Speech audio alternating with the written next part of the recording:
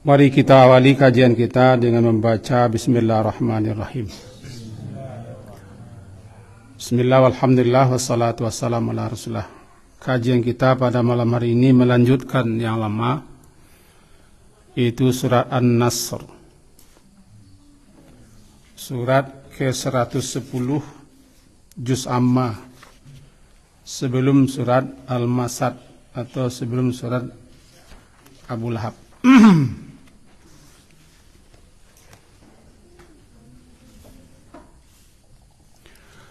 A'udzu billahi minasy syaithanir rajim. Bismillahirrahmanirrahim. Idza jaa nasrullahi wal fath wa ra'aitan nasa yadkhuluna fi dinillahi afwaja fasabbih bihamdi rabbika wastaghfir innahu kana tawwaba. Surat ini diberi nama dengan An-Nasru, yaitu pertolongan. Diambil nama itu daripada ayat yang pertama, idza jaa nasrullah. Dan surat ini menurut kesepakatan ulama termasuk kepada surat Madaniyah. Itu surat-surat yang Allah turunkan di Madinah. Maksudnya surat-surat yang Allah turunkan setelah Nabi hijrah ke Madinah, walaupun turunnya di Makkah. Penting kita ketahui itu. Kenapa? Sebab surat-surat yang diturunkan di Makkah, yakni sebelum Nabi hijrah ke Madinah, surat-surat itu bicara tentang tauhid, tentang akidah, tentang keimanan, tentang keyakinan, kepercayaan kepada Allah dan kepada hari akhirat, serta risalah yang dibawa Nabi sallallahu alaihi wasallam. Selama di Makkah, umumnya surat-surat yang diturunkan di Makkah bicara tentang itu. Berbeda dengan Madinah.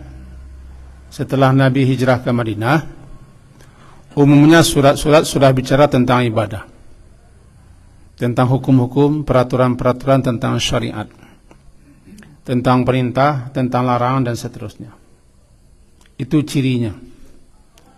Di situ dapat pula kita gambaran bahwa sebelum adanya perintah-perintah, aturan-aturan ibadah dan segala macamnya, harus dikokoh, dimantap, diteguhkan dulu keimanan, keyakinan, akidah atau tauhid.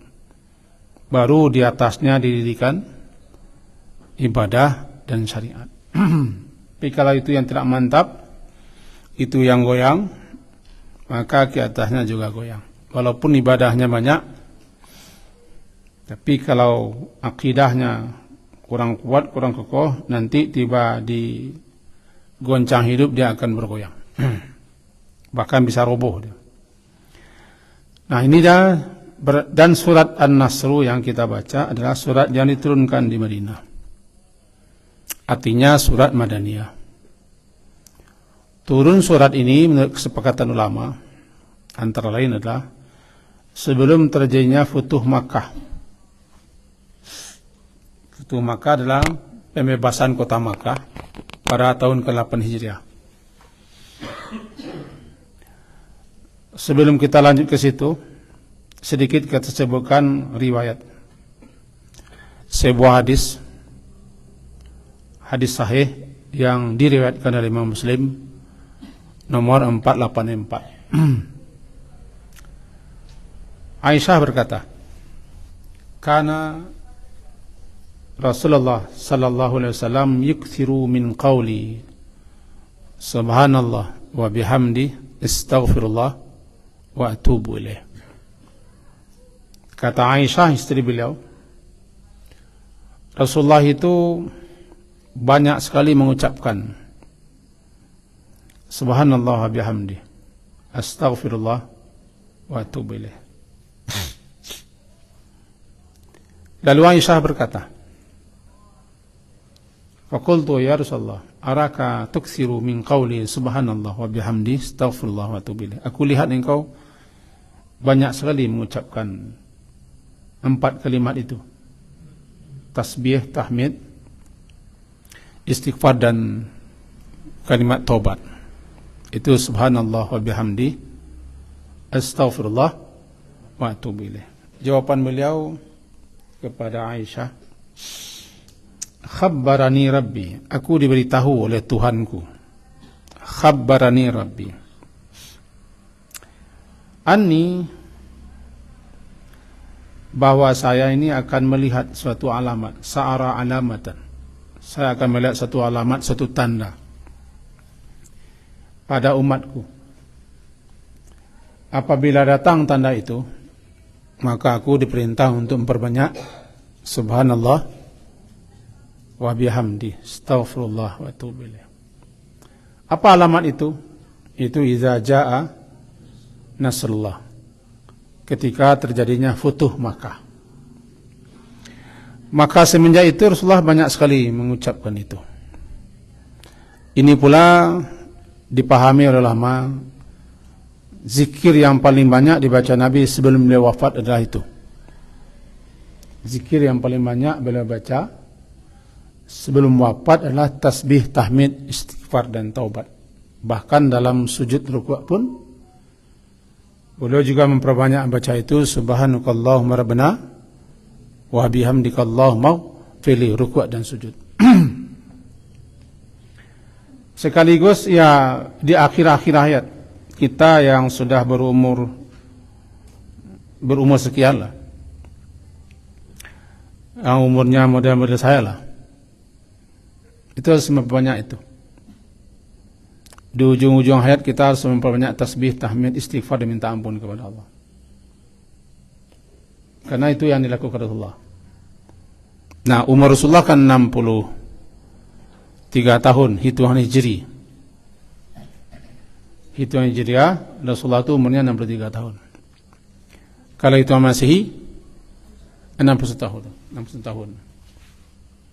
Maka sudah harus, Habib kan sudah 70. Kurang banyak. Pak Lurah kan sudah 40 lebih. Sudah belum 40 lebih ya. Banyak itu.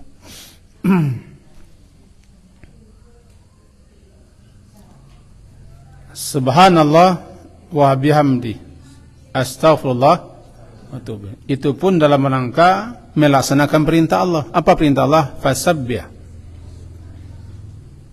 bihamdi rabbika wastaghfir innahu kana tawwaba.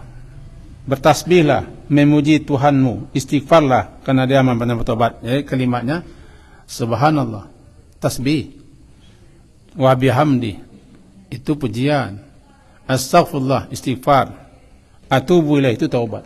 Subhanallah wa bihamdi astaghfirullah wa atubu ilaih. 4 kalimatnya. Itu kira-kira sebagai apa namanya, pengantar lah. Dulu setelah 6 tahun Nabi SAW di Madinah,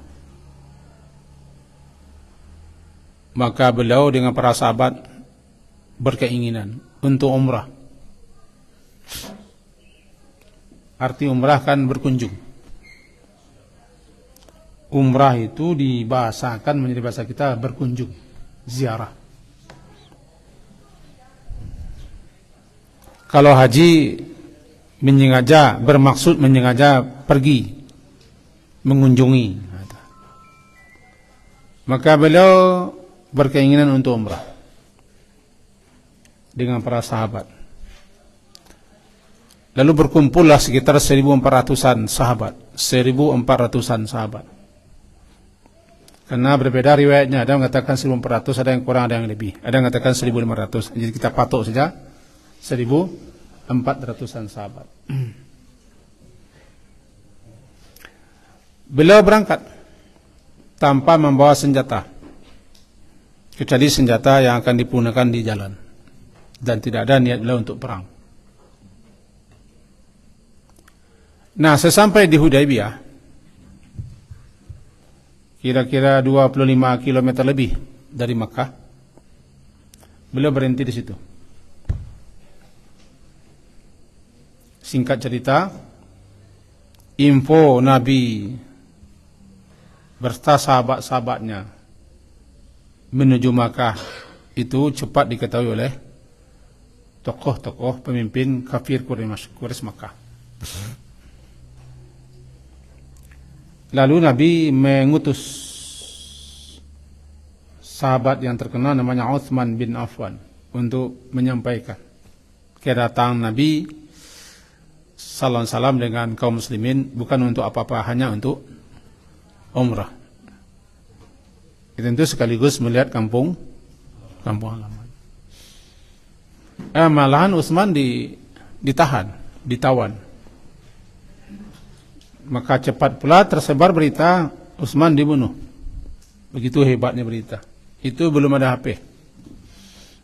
Kalau sudah ada HP itu lebih hebat lagi.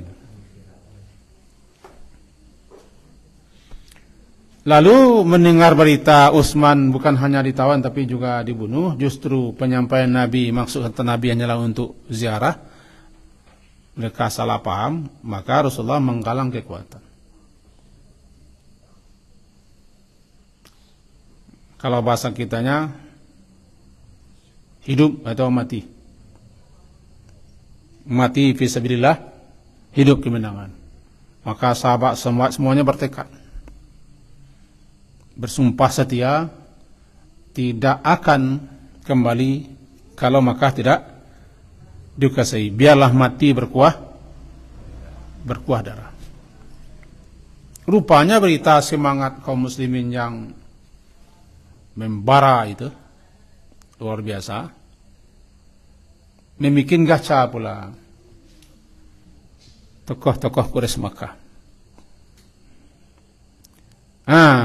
Kenapa gacha? Karena gacua. Gacua itu takui, gacha itu pipi Sarawak. Terjadilah nego. Lama-lama tercipta namanya perjanjian Hudaybiyah. Yang intinya Nabi balik ke Madinah. Kata sahabat-sahabat yang emosian, kenapa kita terima perjanjian ini? Ini merugikan pihak kita begini. Tapi Rasulullah tenang saja. Salah satu intinya tidak akan saling serang menyerang selama 10 tahun. Dan boleh suku-suku Arab bergabung dengan siapa saja. Apakah bergabung dengan kaum muslimin atau dengan orang Quraisy Makkah. Tapi perjanjian itu dikhianati. Intinya dikhianati. Diam-diam orang Quraisy Makkah menyerang sekutu Nabi. Itu basuhlah kata orang tua-tua di kampung, musuh pantang dicari, basuh pantang delaan. Musuh nak dicari-cari, basuh pantang delaan. Kalau huya-huya minta gatah pada rumahnya. Baru Nabi di tahun ke-8 Hijrah, setelah 2 tahun di bulan Ramadan, beliau berangkat ke Makkah dengan 10.000 kaum muslimin. 10 itu lawannya kali 10 kali lipat tuh. Berangkat. Lalu intinya di bulan Ramadan Makkah dapat dikuasai tanpa perang. Semuanya menyerah, tidak ada perlawanan. Nabi masuk dengan menundukkan kepala, menekur ke Makkah. Tidak pongah, tidak congkak, tidak sombong, menekur. Ini semua atas pertolongan, tanpa sedikit pun ada peperangan dan perlawanan, apalagi tumpah darah. Semua menyerah.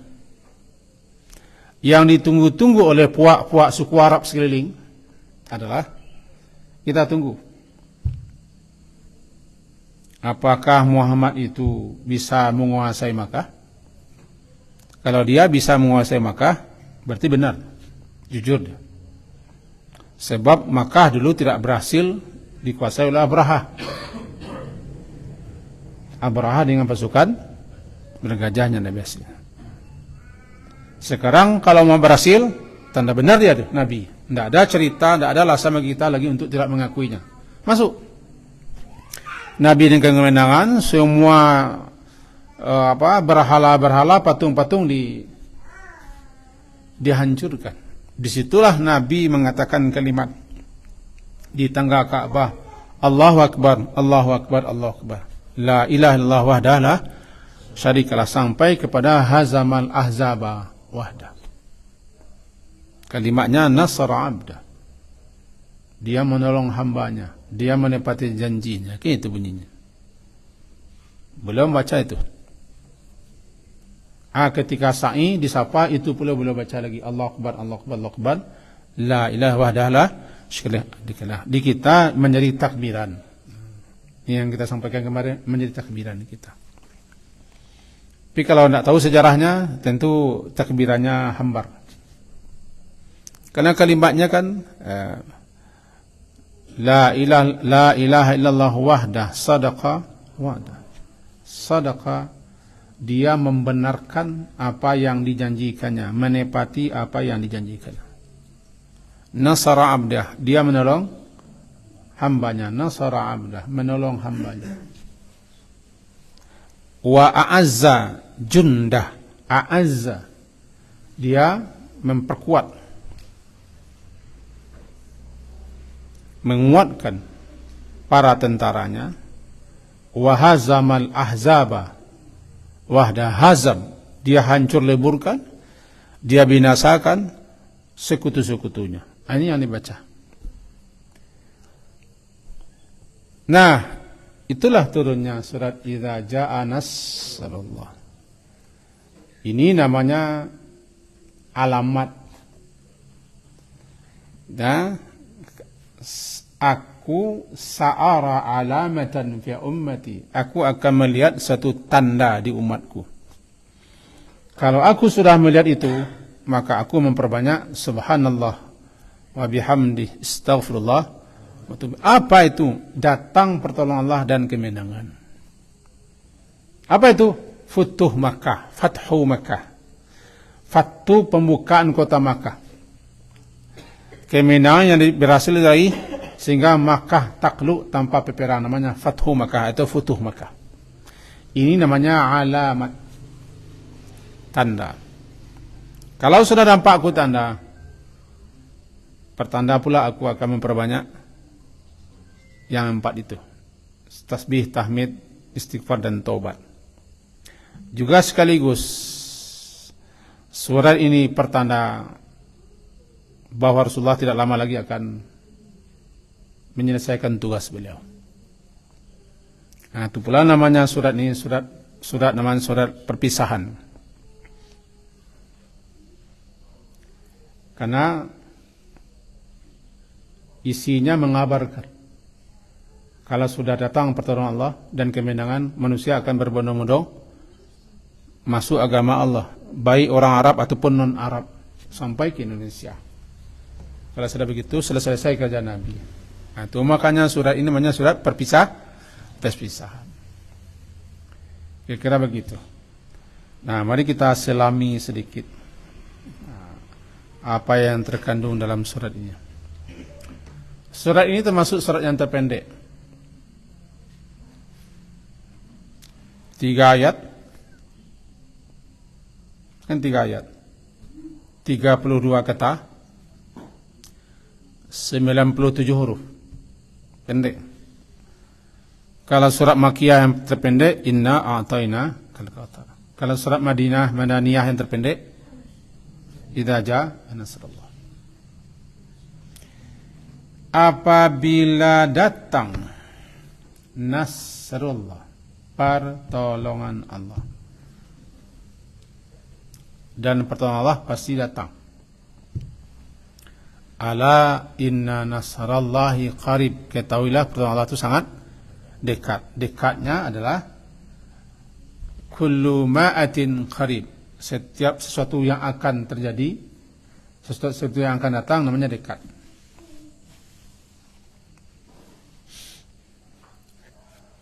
Kita Bila capai ke titik 0 bulan Agustus, makin lama dia makin dekat. Jadi setiap apa yang akan datang dekat. Jadi pertolongan Allah itu makin lama makin dekat. Sabarlah menunggu, kan? Mata nasrullah.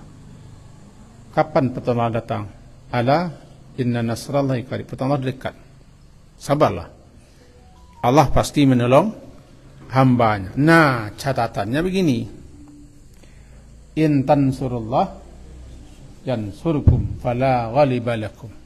Jangan lupa. Jika tansuru, kalian kamu menolong Allah, yakni menolong agama ini, yansurkum, pasti Allah menolongmu. Fala ghaliba lakum, tidak ada nanti yang akan mengalahkan kamu. Yang dikehendaki adalah laksanakanlah syarat itu dulu, namanya fi'il syarat. Apa fi'il syarat? Laksanakan dulu menolong agama Allah. Sebarluaskan, dakwahkan, ajarkan. Bela, pertahankan. Istiqamah dengan agama ini. Masukkan saham ke dalam agama ini. Apa saham kita? Menolong. Jangan sampai tidak punya saham dalam agama ini. Apa yang akan kita panggakkan nanti di hadapan Allah kalau kita tidak punya saham dalam agama ini?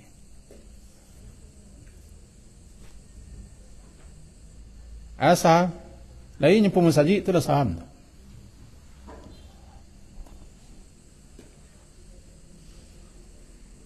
Saham, mengundang guru ngaji lah saham. Mentuna yatim, menyebarluaskan, mempertahankan saham. Ikut demo. Demo apa? Ya demo sembarang lah. Kita kan tahu. Kita jangan sampai tidak punya saham. Kalau tidak punya saham, tentu kita tidak ikut menolong. Jangan menolong diri sendiri saja. Jika kamu menolong intan surah, menolong Allah, menolong agama Allah, syariat Allah ini, maka kita harus menolong. Dengan apa? Dengan apa yang bisa. Kan jihad itu bisa dengan diri, bisa dengan harta, bisa dengan pikiran, bisa dengan tenaga, bisa dengan waktu, bisa dengan apa saja. Jihadnya orang alim menuntut ilmu. Ketika seorang murid, seorang talib pergi menuntut ilmu, mendalami ilmu, ketika itu dia sedang pergi jihad. Hadis Nabi. Jangan lecehkan dan hina, jelekkan, pandang rendah orang yang pergi untuk ilmu syar'i. Dia man salaka tarikan yaltamisu fi ilman. Siapa yang menempuh satu jalan untuk mencari ilmu. Nah, orang yang menempuh jalan, melalui jalan, sehingga dengan cara begitu dia bisa dapat ilmu syar'i. Ketika itu dia sedang jihad. Kadang-kadang jihad seperti itu lebih utama daripada jihad betulan perang-perang. Karena jihad medan perang tidak selalu ada. Tapi jihad untuk menuntut ilmu, memahaminya, lalu mengamalkan, kemudian menyebarluaskan, itu memberantas kebodohan, memberantas keongoan. Kini kok kita kan sedang diperongok orang. Diperongok. Kurikulum saya dikacau beliau kan. Maka belajar agama sudah bisa dianggap tidak ada. Apa yang bisa? Jadi bapak ibu jangan sampai tidak punya saham dalam agama ini. Coba, jika kamu menolong Allah, Allah pasti menolongmu. Kapan pertolongan datang? Tolonglah agama ini dulu. Kalau ditanya juga, kapan pertolongan Allah? Membawa di Indonesia, tolonglah agamanya dulu. Jangan apatis dan statis.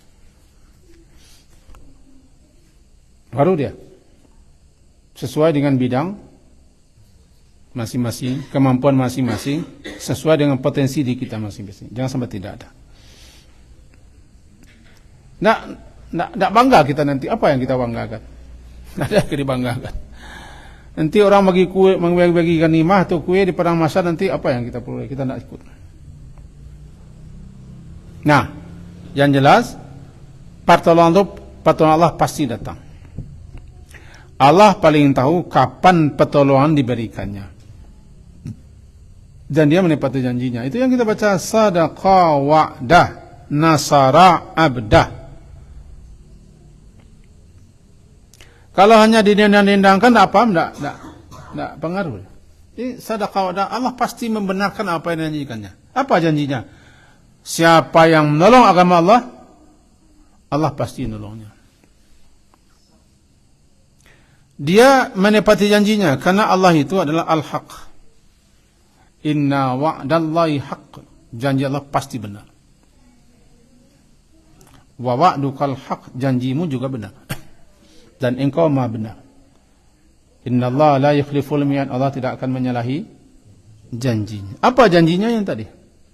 Nah, sekarang setelah Nabi Muhammad pindah hijrah dari Makkah ke Madinah, setelah 8 tahun datang Nasrullah. Setelah melalui perjuangan panjang, diintimidasi, diteror, dicaci maki, dihina, dizalimi, dibunuh. Umat beliau, sahabat-sahabat beliau mengalami sekian banyak kezaliman. Sampai puncaknya beliau sendiri yang ditawari kepala beliau dengan 1000 alpar, 1000 unta. Itu kendaraan terima bagi orang Arab dulu kan unta. Bahkan ukuran kekayaan itu unta, lebih-lebih unta merah. Kunun kabarnya mereka lebih bangga dengan untanya hamil daripada istrinya hamil. Karena kalau unta hamil jelas bertambah kekayaan. Kalau istri hamil jangan-jangan perempuan. Masa dulu begitu. Jadi unta itu ukuran kekayaan. Ditawari kepala Nabi 1000, bukan 1000 ekor, 1000 unta. Apa ekornya Pak Ahmad? 1000 unta. 1000 ekor.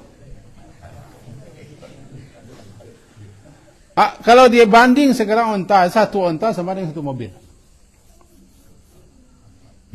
Sampai ditawari kepala beliau begitu. Ujung-ujungnya beliau sampai ke Madinah. Tiba di Madinah, ada pula saingan di situ. Ada Yahudi, ada munafikin. Terjadilah perang Badar, lalu perang Uhud di tahun ketiga. Terus berlanjut dengan perang Khandaq. Itulah macam-macam. Puncaknya terjadi perang sekutu, perang Ahzab. Nama Hazamal Ahzaba wahda. Setelah 8 tahun datang dia, Nasrullah. Ini yang dibilang apabila telah datang pertolongan Allah dan kemenangan. Jangan lupa, pertolongan itu, kemenangan itu dari Allah. Bukan lantaran banyak, bukan lantaran kuat, bukan lantaran hebat, dari Allah. Taktik, strategi, kekuatan, senjata, itu usaha. Itu usaha. Tapi yang namanya kemenangan dari Allah. Penentu kemenangan daripada Allah. Walaupun taktik itu taktik licik dan segala macam, tapi penentunya Allah juga. Maka ingat dalam ayat, kam min fi'atin qalilatin ghalabat fi'atan katsiratan biiznillah. Betapa banyak kelompok yang kecil mengalahkan kelompok yang banyak biiznillah. Biiznillah. Ketika kita telah mengandalkan kekuatan diri, kemampuan diri, banyaknya kita, itu terjadi perang Hunain. Ketika kaum muslimin ketika itu sudah ujub, Karena jumlah sudah banyak. Jumlah sudah banyak. Itu tahun ke-9 tidak salah. Jumlah banyak. Nah, sudah merasa dulu jumlah kita tidak berapa, menang sekarang. Nah, ketika terjadi ujub, hampir saja kaum muslimin semuanya habis. Ketika itu diuji hebat-hebat. Walaupun kesudahannya mereka berhasil, tapi hampir habis. Itu pelajaran termahal, terhebat bagi kaum muslimin. Tidak boleh ujub dengan kekuatan yang banyak. Kenapa? Kemenangan itu dari Allah, pertolongan dari Allah. Tapi kalau kita sudah mengandalkan kemampuan, kehebatan, mengandalkan orang lain, maka ke atas sudah hubungan kita sudah kurang. Jangan gitu, tertipu namanya. Itu terjadi dalam surat Taubah. Nah, balik lagi. Apabila datang pertolongan Allah dan kemenangan, lalu efek daripada itu adalah ra'aitan nasa yadkhuluna fi dinillahi afwaja. Berbondong-bondong, gembong Quraisy pun masuk Islam. Abu Sufyan datang dia dengan Abbas, masuk Islam dia. Dulu sebenci-bencinya kepada Nabi, masuk Islam dia. Bahkan Nabi nyamit, siapa yang masuk ke rumah Abu Sufyan aman. Ketika terjadi penaklukan Makkah, siapa yang masuk ke Abu Sufyan aman. Siapa yang berada di rumah sendiri-sendiri aman. Siapa yang ada di Ka'bah aman. Jaminan beliau. Ini tokoh-tokoh Quraisy. Semenjak itu berubahlah negeri Makkah itu menjadi negeri Darul Islam. Tidak ada lagi hijrah. Maka semenjak Makkah menjadi Darul Islam, tidak berlaku lagi hijrah tempat. Sebab ketika itu semua kesyirikan, semua kekufuran dihabiskan. Dan tidak dibenarkan lagi adanya kafir dan musyrikin di Makkah, berhala-berhala dipunahkan. Itulah dia puncaknya. Maka semenjak itu berbondong-bondonglah orang, perkabilah-perkabilah, persuku, perkaum-kaum, sampai melebar masuk Islam. Kemudian hancur lagi karena sudah adanya kesombongan, hancur lagi. Sampai puncaknya kalah di perang dunia. Nah, ayatnya begini bunyi, fasabbih. Maka bertasbihlah. Memuji Tuhanmu, minta ampunlah. Dan Tuhanmu Maha Penerima Taubat. Ada sekian banyak jawaban kenapa disuruh bertasbih. Pertama, bertasbih itu kan menyatakan kemahasucian Allah. Karena dia maha sempurna. Maha suci daripada hal-hal yang tidak patut, yang tidak pantas, yang tidak layak disandang oleh Allah. Segala dugaan-dugaan, sangkaan-sangkaan dalam perjuangan itu banyak. Siapapun yang berjuang di tengah-tengah masyarakat, dia akan menemui sekian hal yang kadang-kadang dia buruk sangka kepada Allah. Kalau bahasa kitanya, bama ko Allah pabia nyorang ko hidui. Awak la babe berbagai macam hal, mau ibadah lah, salat, berjuang, tapi kau yang terjadi itu kan buruk sangka kepada Allah. Seakan-akan Allah tidak berpihak kepadanya. Contohnya begitu. Apalagi dalam perjuangan panjang. Musuh menang, orang kafir menjadi jadi. Misalnya begitu kan. Maka ada pula yang sekian berbalik kepada musuh. Ada kecurangan, ada penipuan, ada keculasan, ada manipulasi, ada hahaha, ada hehehe, macam-macam lah. Kadang buruk Kalau sudah datang kemenangan, bertasbihlah atas buruk sangkamu selama ini, atas keluh kesahmu, atas ketidaksabaranmu, sehingga kamu mengambil suatu vonis begini. Tak, sucikan nama Tuhanmu. Ini nampaknya kalau kita berhasil sukses meraih cita-cita, meraih kemenangan, perbanyak tasbih. Perbanyak tasbih. Datang pertolongan Allah dan kemenangan apa? Bertasbih. Bukankah sebelum kamu sukses, sebelum menjadi, sebelum beruntung, sebelum menang, kamu mengalami sekian banyak hal yang kadang kamu bisa mencapak, maundeh, maduah, mengeluh. Kadang-kadang seakan-akan protes kepada kebijakan Allah. Maka tasbihlah. Tasbih. Di samping syukur ya. Kalau kita bawa pengertian ke sini begitu dia. Semenjak Nabi diangkat sampai datang kemenangan, malah sampai sahabat-sahabat ada mengeluh. Dengan rasul-rasul sendiri pun mengeluh. Walaupun mengeluh beliau tidak sama dengan mengeluh sahabat. Itu pertolongan yang Allah janjikan belum juga datang. Surah Al-Baqarah 214 kan itu bunyi. Am hasibtum an tadkhulul jannata walamma ya'tikum mathul ladzina khalau min qablikum.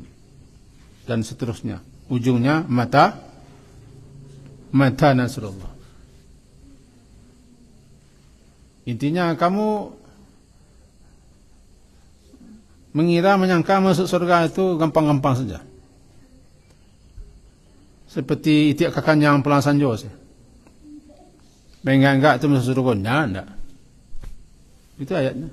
Masih betul. Apakah kamu menyangka masuk surga begitu saja? Orang-orang dulu, mereka telah melalui sekian banyak cobaan-cobaan, ujian-ujian, penderitaan-penderitaan, ada yang mati, yang terbunuh, memperjuangkan agama ini. Masadhumul ba'sa wad-dhar, ditimpa oleh kesengsaraan, oleh kemudaratan.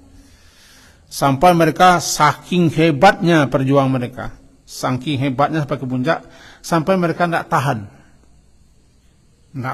Mereka bilang mata nasrullah. Itu karena tidak tahan lagi dengan penderitaan. Kamu apa baru perjuangan kamu maka masuk surga? Kan masih kadang baca-baca anu-anu saja. Li tahu itiak jauh kekenyangan pulang sanyo. Bagaimana? Itiak jauh li tahu. Itiak li tahu. Jauh. Kekenyangan pulang sanyo. Baca contohnya kaya. Emang enggak masuk surga, juang sih enggak. Kan ayat itu. Apakah kamu menyangka kamu gampang saja masuk surga? Makanya saya tulis ayat Al-Baqarah 214. Orang mati. Ada kata Nabi dalam hadis bab sabarnya, ada yang digergaji kepalanya. Ada yang disayat ininya dengan alat. Ada yang dibenamkan ke tanah kata Nabi. Ada yang dibelah dia. Bahkan sahabat Nabi ada yang ditarik oleh unta ke sana, tarik oleh unta ke sini. Belah dia. Tangannya, kaki ditarik sana. Dipacu unta ke sana, dipacu pula unta ke sana. Belah dia. Masuk surga orang itu begitu cara masuk surga. Aku si diapam ku lama-lama saya masuk surga. Semeti itu masuk surga. Enggak ada. Kecil saya juga campur. Wang. Tidak. Berjuang dulu. Dalam perjuangan panjang tadi, selaku kamu manusia, pasti ada kekhilafan, kekeliruan, kesalahan, prasangka-prasangka tidak benar kepada Allah. Kadang-kadang begini. Fasabbih. Kalau sudah menang, sudah berhasil, sukses, fasabbih. Tasbih. Itu yang dibaca Nabi. Subhanallah. Dan pujilah Allah. Karena semua kebijakan Allah, semua keputusan Allah, semua ketetapan Allah, semua apapun yang Allah tetapkan, pasti itu menunjukkan kemaha terpujiannya. Maka dirangkai tasbih dengan tahmid. Tasbih menyatakan kemahasucian Allah. Tahmid menyatakan kemaha terpujian Allah. Atas kelalaianmu itu istighfarlah. Astagfirullah dan kembali lagi kepada Allah. Digabung 4. Digabung 4.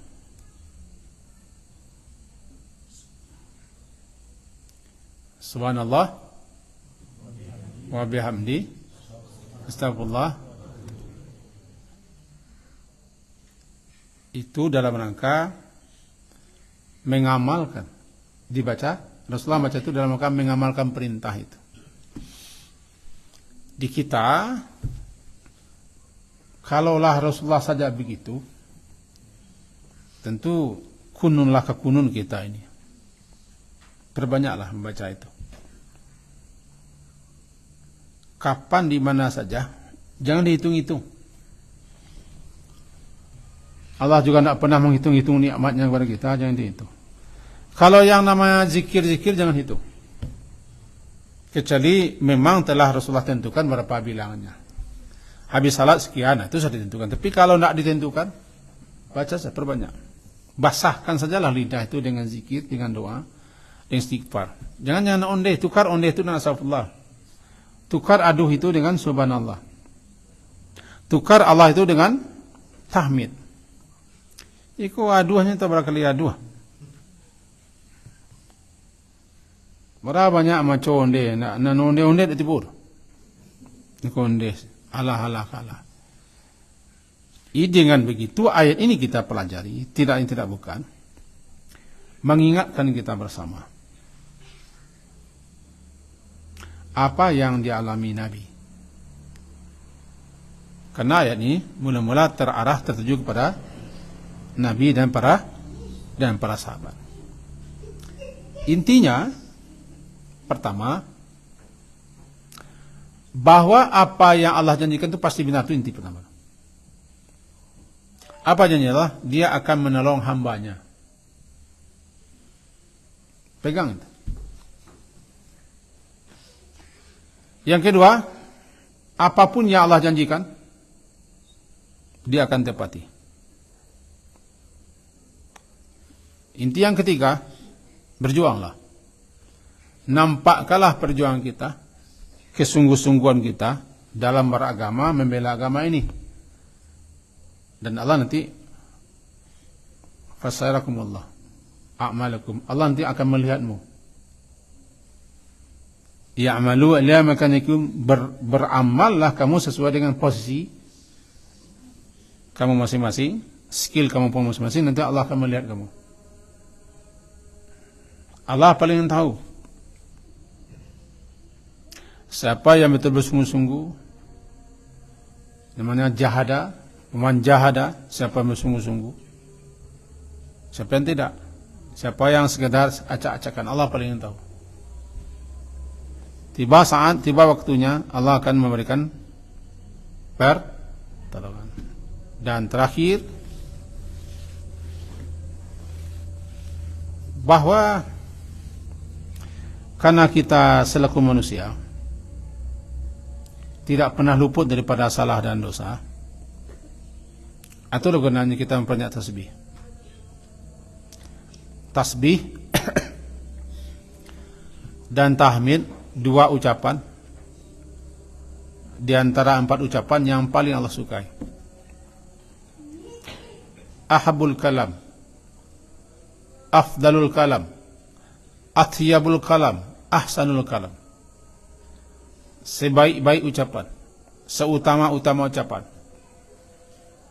sebagus-bagus, seindah-indah ucapan, dan ucapan yang paling Allah cintai, tasbih, tahmid, tahlil, takbir. Di sini ada 2, tasbih 1, tahmid 1. Perbanyak itu. Itu kaji kita. Karena orang sudah melihat jam, saya akan orang ini. Sekian kaji kita malam hari ini.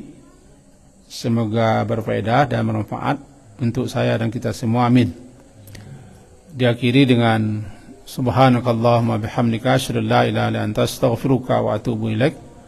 Sallallahu ala Muhammadin wa ala alihi washabihi ajmain. Alhamdulillah. Assalamualaikum warahmatullahi wabarakatuh.